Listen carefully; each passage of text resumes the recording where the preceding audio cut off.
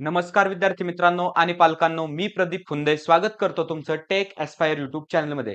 मित्रांनो, एमएसटी सीईटीच्या संदर्भात एक खूप महत्त्वाची अपडेट आली आहे. ती काय अपडेट आहे तर एमएसटी सीईटी आता 2026 या वर्षापासून तर वर्षातून 2 वेळेस होणार आहे, बरोबर? खूप दिवसापासून या विषयावर चर्चा सुरू होत्या की होणार आहे की नाही. तर फायनली आज म्हणजे चंद्रकांत दादा पाटील आपल्या महाराष्ट्र राज्याचे उच्च आणि तंत्र शिक्षण मंत्री यांनी अनाउन्समेंट केली आहे Twitterच्या माध्यमातून. त्यांनी एक ट्वीट केलंय, ते ट्वीट आपण पाहूया. त्या ट्वीटमध्ये काय सांगितलं गेलंय, त्याच्याविषयी आपण थोडंसं डिस्कशन करूया. बरं. तर आता याच्यामध्ये काय सांगितलं गेलंय, तर पहा तुम्ही व्यवस्थित थोडंसं. तर आज माझ्या अध्यक्षतेखाली म्हणजे चंद्रकांत दादा यांच्या अध्यक्षतेखाली सीईटी परीक्षेसंदर्भात आढावा बैठक घेण्यात आली. ओके. आता त्या बैठकीमध्ये काय निष्कर्ष झालाय, तर राज्य सामायिक प्रवेश परीक्षा कक्षाकडून पीसीएम आणि पीसीबी. ओके. पीसीएम आणि पीसीबी आणि नंतर काय तर एमबीए या अभ्यासक्रमाच्या प्रवेश परीक्षा सीईटी वर्षातून 2 वेळा घेण्याचा महत्त्वपूर्ण निर्णय घेण्यात आला आहे. म्हणजे निर्णय घेतला गेला आहे. आता त्याचा जी-आर काही दिवसामध्ये समजा एक 2-3 दिवसामध्ये किंवा काही तासांमध्येच येईल. बरोबर? पहिली परीक्षा आहे एप्रिल 2000 तर इथं या ठिकाणी पहा 2025 लिहिलंय, पण तुम्ही थोडंसं करेक्शन करा. तर तिथं 2026 आहे. बरोबर? एप्रिल 2026 मध्ये आणि दुसरी परीक्षा मे 2026 मध्ये आयोजित करण्यात येईल. बरोबर? म्हणजे पहिला अटेम्प्ट जो असणार आहे आपला एमएसटी सीईटीचा, तर तो एप्रिलमध्ये असणार आहे आणि त्याच्यानंतर दुसरा अटेम्प्ट जो आहे, तर तो कशामध्ये असणार आहे? मे मध्ये असणार आहे. बरोबर? मग तुम्हाला त्या पद्धतीने प्रिपेअर राहायचंय. त्यानंतर विद्यार्थ्यांना पहिली परीक्षा देणे बंधनकारक असून दुसरी परीक्षा ऐच्छिक असेल. म्हणजे काय? तर पहिली परीक्षा जी तुम्ही देताल, तर ती तुम्हाला कंपल्सरी आहे. बरोबर? ती तुम्हाला द्यावीच लागणार आहे. आणि दुसरी परीक्षा काय आहे, तर तुमच्याकडे ऑप्शन असेल द्यायची की नाही हा तुमच्याकडे ऑप्शन असेल. बरोबर? दोन्ही परीक्षा दिल्यास म्हणजे जो विद्यार्थी दोन्ही परीक्षा देईल, तर त्यासाठी काय? तर विद्यार्थ्याच्या जास्त गुणाची प्रवेश परीक्षेसाठी ग्राह्य धरला जाईल. म्हणजे काय? तर समजा पहिला अटेम्प्ट तुम्ही दिला. पहिल्या अटेम्प्टमध्ये तुम्हाला 98 पर्सेंटाइल आले आणि दुसरा अटेम्प्ट दिला. दुसऱ्या अटेम्प्टमध्ये तुम्हाला 99 पर्सेंटाइल जर आले, तर तुमचे मार्क्स हे तुमचे जे पर्सेंटाइल आहेत फायनल तुमच्या इंजिनिअरिंग ॲडमिशनमध्ये काउन्सिलिंगसाठी, तर दुसऱ्या अटेम्प्टचे मार्क कन्सिडर करणार. म्हणजे 2 पैकी जो बेस्ट असेल, ओके, ज्याच्यामध्ये जास्त मार्क्स असतील, तर तो कन्फर्म करण्यात येईल. ओके. तर या पद्धतीचं ट्वीट आहे. तर या ट्वीटमधून आपल्याला सरळ-सरळ समजतंय, की एम-एस-टी सीईटीची परीक्षा ही वर्षातून 2 वेळेस होणार आहे. ओके. आता त्याबद्दलचं जे जी-आर आहे, तर तो लवकरच अवेलेबल होईल. त्याचबरोबर जे टाईम टेबल असतं एम-एस-टी सीईटीचं आपलं किंवा समजा जो फॉर्म्स वगैरे आहेत, तर ते व्यवस्थित येतीलच. बरोबर? आता ठीक आहे, परीक्षा 2 वेळेस होणार आहे कन्फर्म झालं. बरं, आता त्याच्यानंतर ना आता एडव्हांटेजेस, डिसएडव्हांटेजेस बरोबर. प्रत्येक जी गोष्ट असते तिला काहीतरी प्रोज असतात, एडव्हांटेजेस असतात आणि काहीतरी काय असतात डिसएडव्हांटेजेस असतात, फायदे आणि तोटे असतात. बरं, आता ही परीक्षा 2 वेळेस होणार आहे. हिचे पण काही एडव्हांटेजेस आहेत, बरोबर आणि डिसएडव्हांटेजेस पण आहेत. बरं, आता ते आपण समजून घेणार आहोत. एडव्हांटेजेस काय आहेत तर लक्षात घ्या. परीक्षा 2 वेळेस होणार आहे म्हणजे तुमच्याकडे 2 अटेम्प्ट असणार आहेत. आता ज्या विद्यार्थ्यांना समजा माहीत नाही, ऑनलाईन टेस्ट कशी द्यायची, कशा पद्धतीने अपेअर व्हायचं, परीक्षेचा स्ट्रेस हँडल करता येत नाहीत, तर त्यांच्यासाठी हे कुठेतरी चांगलं होणार आहे. त्याचबरोबर समजा जे विद्यार्थी एक मीडियम लेव्हलचे आहेत, आपण असं समजू म्हणजे ज्यांना थोडासा स्कोर कमी होता. आता तसं आपण कोणाला मीडियम कोणाला हुशार समजलं नाही पाहिजे. जे ते ज्याच्या त्याच्या परीने बेस्टच असतं. बट आपण समजूया की ज्यांचा स्कोर थोडासा कमी येतोय, ओके. तर त्यांच्यासाठी ही एक सुवर्ण संधी आहे. बरोबर. आता कशाने सुवर्ण संधी आहे तर पहा, फर्स्ट अटेम्प्टमध्ये तुम्हाला समजून जाईल प्रश्नाचं स्वरूप कसं असतं, कशा पद्धतीने प्रश्न विचारले जातात किंवा कशा पद्धतीने टाईम मॅनेज करायचा असतो. ओके, तर ते तुम्हाला ईझी होईल सेकंड अटेम्प्टसाठी. जर फर्स्ट अटेम्प्टमध्ये तुमच्याकडून काही मिस्टेक झाल्या, तर सेकंड अटेम्प्टमध्ये तुम्हाला चान्स असेल की त्या मिस्टेक तुम्हाला करेक्ट करायच्या. बरोबर. तर या अनुषंगाने जर आपण पाहिलं, तर जे एक मीडियम लेव्हलचे विद्यार्थी आहेत, तर त्यांच्यासाठी हे खूप हेल्पफुल असणार आहे. बरोबर आहे. पण आता प्रत्येक गोष्टीचं जसं प्रोज असतात, एडव्हांटेजेस असतात. तर त्याच पद्धतीने त्याचे काही ना काहीतरी तोटे सुद्धा असतात. आता याचे तोटे काय आहेत? तर जनरली तुम्हाला प्रश्न पडला असेल 2 वेळेस होणार आहे. कट ऑफ वाढणार का? ऑब्व्हियसली कट ऑफ वाढणार. त्याच्यानंतर रँक्स वाढणार का? रँक्स पण वाढणार.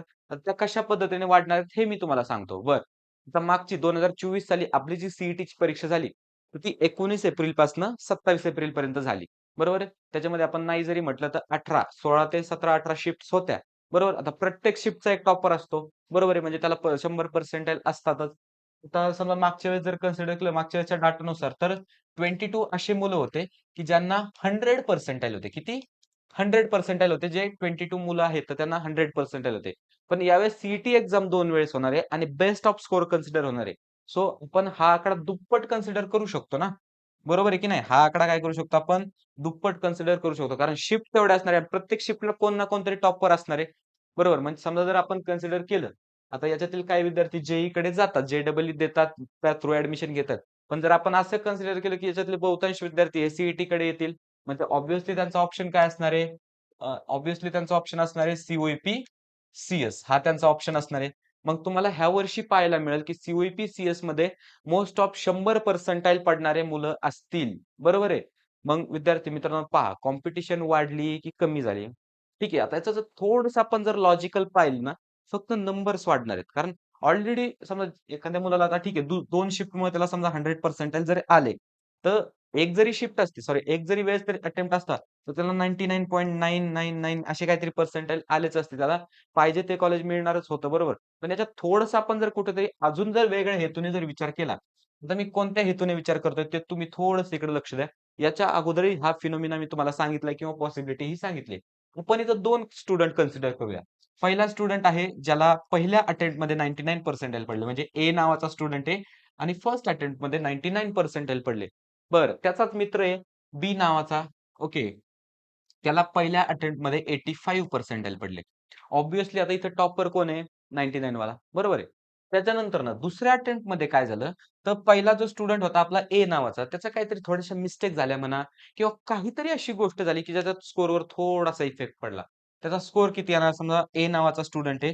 दुसऱ्या अटेम्प्टला त्याचा स्कोर येणार किती समजा आपण कन्सिडर करूया 97 पर्सेंटाइल आला. बरं 97 पर्सेंटाइल आला. तर त्याचा बेस्ट ऑफ काय आहे? तर 99 म्हणजे समजा एला किती पडले फायनली 99 पर्सेंटाइल आले. बरं.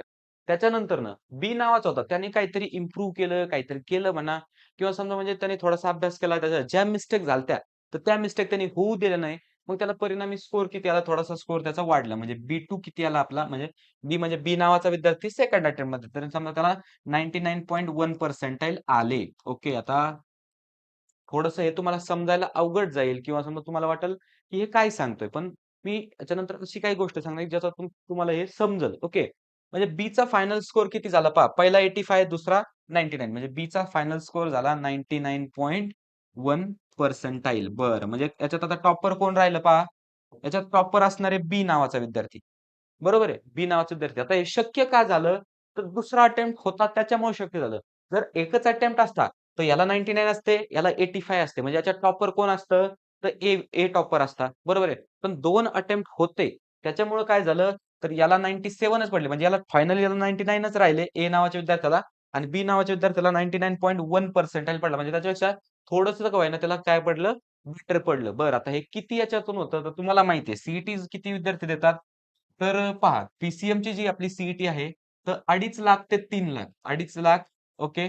टू 3 3 लाख एवढे विद्यार्थी पी-ची सी देतात. बरं त्यापैकी ॲडमिशन किती घेतात फायनल? तर 2 लाखाच्या अराउंड स्टुडंट इंजिनिअरिंग कॉलेजेसमध्ये ॲडमिशन घेतायत. बरं मग मला सांगा 2 लाखापैकी किंवा 2.5 लाखापैकी 100 विद्यार्थ्याच्या बाबतीत तर हे घडू शकतं. बरोबर आहे. पॉसिबिलिटी नाकारता येत नाही आणि घडलेलं आहे. जर जेईचा आपण विचार केला, जेईचं ऑलरेडी 2 अटेम्प्ट असतात. ऑलरेडी 2 अटेम्प्टमध्ये जेईई 2 फेजेसमध्ये जेईई होते. तर लक्षात घ्या जेईचं ऑलरेडी घडलंय. त्या पद्धतीने सी घडायला काय हरकत आहे? होऊ शकतंय. बरोबर आहे. मग आता समजा 2 लाखापैकी समजा 100 जरी विद्यार्थ्याचा असं घडला, तर हा नंबर तर ऑब्व्हियसली मोठाच जास्तच असणार आहे. मी फक्त तुम्हाला एक्झाम्पल म्हणून 100 सांगितलंय. 100 जरी घडलं, तर पी-आय-सी-टी-सी-एस ते सॉरी सी-ओ-ई-पी-सी-एसमध्ये जागा किती आहेत पहा. बरोबर. पी-आय-सी-टी-सी-एसमध्ये जागा किती आहेत म्हणजे पहा. म्हणजे एक कन्सिडर करा, की तुम्हाला कोणतरी अजून कॉम्पीट करतंय. बरोबर. कोणतरी तुमच्या अजून थोडंसं पुढे जायचं बघतंय. मग हा मुद्दा तुम्हाला लक्षात घ्यायला लागेल. ओके. ह्या गोष्टी लक्षात घ्यायला लागतील. बरं आता आता आपलं माइंडसेट कसं ठेवायचं तुम्हाला सांगतो. सी-ई-टीचा 1 अटेम्प्ट होऊ, 2 होऊ, 3 होऊ, किती होऊ, उद्या जरी एक्झाम असेल, तरी आपण त्यासाठी रेडी पाहिजेत. या पद्धतीच्या या लेव्हलचा अभ्यास आपल्याला केला पाहिजे. बरोबर आहे. मग त्यासाठी आता स्ट्रॅटेजी काय? बरं आता स्ट्रॅटेजीच्या लक्षात आता स्ट्रॅटेजीवर भरपूर सारे मी व्हिडिओज प्रोव्हाईड केलेत. ड्रॉपर्सवर, पार्शियल ड्रॉपर्सवर, रेग्युलर स्टुडंटवर, 11च्या स्टुडंटवर सगळे व्हिडिओज आपल्या चॅनलवर अवेलेबल आहेत. ते तुम्ही जाऊन नक्की पहा. बरं आता मी सांगतो टाईम किती राहिला ते पहा. समजा आज एक किती 11 नोव्हेंबर आहे. बरोबर. त्याच्यानंतरनं समजा नोव्हेंबर आहे, डिसेंबर आहे, जानेवारी आहे, फेब्रुवारी आहे, त्याच्यानंतर मार्च आहे. बरोबर. आणि एप्रिल आणि मे मध्ये तर आपल्या एक्झाम्स आहेत. एक्झाम्स त्याच्यामध्ये आहेत. मग कन्सिडर केलं 1, 2, 3, 4, 5. 5 महिने आपल्याकडे आहेत. बरोबर. थोडंसं रिलॅक्स वाटलं असेल तुम्हाला. पण जानेवारी आणि फेब्रुवारीमध्ये आपलं काय असणार आहे? बोर्ड्स, बरोबर? बोर्ड्सचे तुमचे प्रॅक्टिकल्स असणार आहेत, तुमच्या वायवा असणार आहेत, तुमचे असाइनमेंट असणार आहेत, त्याच्यानंतर बोर्ड्सच्या एक्झाम असणार आहेत, बरोबर? तुम्हाला कॉलेजमध्ये तर जायला लागेल. म्हणजे हे 2 महिने आपण थोडेसे बाजू ठेवले, बरोबर? आता नो डाउट ह्याच्यामध्ये तुम्ही सीईटीची प्रिपरेशन करणार आहेत, त्यात काही वाद नाही. पण हे आपण थोडंसं बाजूला ठेवलं, तर ॲक्चुअल आपल्याकडे टाईम किती राहिला तर नोव्हेंबर अर्धा वीक राहिला ते सॉरी अर्धा आठवडा अर्धा महिना राहिलाय आणि त्याच्याबद्दल डिसेंबर किती राहिला तर डिसेंबर आपल्याकडे पूर्ण राहिलाय. मग आपण काय टार्गेट घ्यायचंय, की आपल्याला डिसेंबरपर्यंत सिलेबस संपवायचा आहे. ठीक आहे, थोडंसं अवघड वाटतंय. तर जानेवारीचा पहिला वीक घ्या, जानेवारीचा दुसरा वीक घ्या. 15 जानेवारीपर्यंत आपल्याला पूर्ण सिलेबस संपवायचा आहे. बरोबर? हे आपलं टार्गेट ठेवायचं. म्हणजे आता सिलेबस कोणता संपवायचा आहे? 11चा पण संपवायचा आहे, जो सीईटीसाठी आहे आणि 12चा तर ऑब्व्हियसली आपल्याला काय करायचंय? संपवायचाच आहे. आता तो कुठपर्यंत? तर जानेवारीच्या पहिल्या किंवा दुसऱ्या वीकपर्यंत आपल्याला तो संपवायचा आहे. त्याच्यानंतर काय आता आपल्याला अभ्यास बंद करायचा आहे का बोर्डच्या एक्झाम वेळेस? नाही. तुम्ही अभ्यास करणार आहे, तर तो तुम्हाला सीईटीसाठी हेल्पफुल ठरणारच आहे. सो तिथं तुमचा काही प्रॉब्लेम नाही, अभ्यास सुरू राहणार आहे. त्याच्यानंतर आता मार्चमध्ये काय करायचं आहे आपल्याला? तर मार्चमध्ये आपल्याला फक्त द्यायचे आहेत त्या म्हणजे काय? टेस्ट. बरं, तुम्ही जेवढ्या जास्त टेस्ट द्याल, तर तेवढं तुमच्यासाठी बेनिफिशियल असणार आहे. टेस्ट ह्या कंपल्सरी आहेत. तुम्हाला त्या द्यायच्यात. त्याशिवाय तुमचा स्कोर इन्क्रीज होणार नाही. मग आपलं टार्गेट काय असलं पाहिजे? की डिसेंबरपर्यंत किंवा जानेवारीच्या फर्स्ट, सेकंड वीकपर्यंत आपल्याला सिलेबस संपवायचा आहे. त्याच्यानंतर जानेवारी हाल्फ आणि त्याच्यानंतर फेब्रुवारी पूर्ण आपलं एक्झाममध्ये जाणार आहे. मार्चमध्ये आपल्याला टेस्ट द्यायचे आहेत आणि त्याच्यानंतर आपण कुठे रेडी होऊ एप्रिल आणि मेमध्ये एक्झाम देण्यासाठी, बरोबर? जर तुम्ही या पद्धतीने शेड्यूल जर फॉलो केलं नाही, तर मित्रांनो खूप अवघड आहे. तुम्हालाही माहिती असेल, की एका चांगल्या इंजिनिअरिंग कॉलेजमुळे किती इफेक्ट होतो. कारण माझे काही असे मित्र आहेत भरपूर सारे, की ज्यांना फक्त कॉलेजमुळं नॉलेज खूप आहे, पण त्याला प्लॅटफॉर्म तर मिळला पाहिजे आणि तो प्लॅटफॉर्म अवेलेबल करून देण्याचं काम कोण करतं? तर एक चांगलं इंजिनिअरिंग कॉलेज. बरोबर आहे. आता ज्यावेळेस समजा तुम्ही म्हणजे ज्यावेळेस कॉलेजला जाल, तर त्यावेळेस तुम्हाला समजेल, की कॉलेजची व्हॅल्यू किती असते. बरोबर. कॉलेजचं जे वातावरण असतं आपल्या सभोवतालचं, पण त्या वातावरणात 4 वर्ष राहणार आहे. बरोबर. आपण जाताना ठरवून जातो, नाही मी वेगळा आहे यांच्यापेक्षा किंवा मी असं करेल, मी तसं करेल. मग कधी तुम्ही त्यांच्यात मिक्स होऊन जाता हे तुम्हाला पण कळत नाही. कारण हे अनुभवावरून तुम्हाला सांगतो, मी भरपूर सारे विद्यार्थी असे पाहिलेले आहेत. त्याच्यामुळे काय तर आता जेवढी मेहनत घेता येईल तेवढी मेहनत आपल्याला घ्यायची आहे. आता जी तुम्ही मेहनत घेताल ना, ही तुमची इन्व्हेस्टमेंट असणार आहे. ही तुमची वाया जाणार नाही. थोडंसं सॅक्रिफाईस करा. काही हरकत नाही. थोडेसे कष्ट घ्या. हेच दिवस तुम्हाला पूर्ण आठवणार आहेत. आता कोणत्या हेतूने आठवतील? जर एका चांगल्या कॉलेजमध्ये असाल तर वाह! तुम्हाला चांगल्या हेतूने आठवतील. पण एका वाईट कॉलेज म्हणजे सॉरी आता कॉलेजेस वाईट आहे, पण एका कमी लेव्हलच्या जर कॉलेजमध्ये तुम्ही असाल म्हणजे तिथं प्लेसमेंट वगैरे होत नाहीत. तर त्या ठिकाणी जर तुम्ही असाल ना, तर त्या ठिकाणी तुम्हाला हे दिवस आठवतील, की या दिवसामध्ये आपण अभ्यास करायला पाहिजे होता. त्यामुळे जागे व्हा. आत्तापासून अभ्यासाला सुरू करा. आपलं चॅनल तुमच्या सोबत आहे. सह्याद्री ट्युटोरियल्स तुमच्या सोबत आहे. भरपूर सारे YouTube चॅनल्स आहेत. ते तुम्हाला चांगल्या पद्धतीने गाईडन्स देतायत. ओके. तर त्याचा नक्की तुम्ही फायदा घ्या. सह्याद्री ट्युटोरियल्स हे ॲप डाउनलोड करा. भरपूर साऱ्या बॅचेस तिथं अवेलेबल आहेत. फ्री कंटेंट तिथं अवेलेबल आहे. ते तुम्ही द्या. ते तुम्ही पहा. फ्री कंटेंट टेस्ट आहेत त्या तुम्ही पहा. ओके. न्यूली लॉन्च आपली रँकर्स बॅच आहे. रँकर्स टेस्ट सीरीज आहे. त्या तुम्ही थोड्याशा पहा. ओके. त्या जर केलं विद्यार्थी मित्रांनो ह्या 2-4 महिन्यात तुम्ही जेवढं कराल तेवढं तुमच्यासाठी चांगलं आहे. आपल्याला एक-एक पर्सेंटाइल नाही, तर एक-एक पर्सेंटाइलचा पुढचा जो पॉइंट आहे, तो सुद्धा आपल्याला इम्पोर्टंट आहे. सो आत्ताच जागे व्हा. हा जर व्हिडिओ तुम्हाला आवडला असेल, तर व्हिडिओला लाईक करा. त्याचबरोबर आपले व्हिडिओज तर तुम्ही पाहताय. फक्त काय करताय तर सबस्क्राईब करत नाही. ओके. ज्यांनी सबस्क्राईब केलं नसेल किंवा असे विद्यार्थी असतील जे पहिल्या वेळेस व्हिडिओ पाहत असतील, तर या चॅनलला सबस्क्राईब करून जावा आणि हे चॅनल तुमच्या मित्र-मैत्रिणींपर्यंत शेअर करा. तर ठीक आहे मित्रांनो, भेटूया नेक्स्ट व्हिडिओमध्ये अशाच एका इन्फॉर्मेटिव्ह टॉपिक सोबत.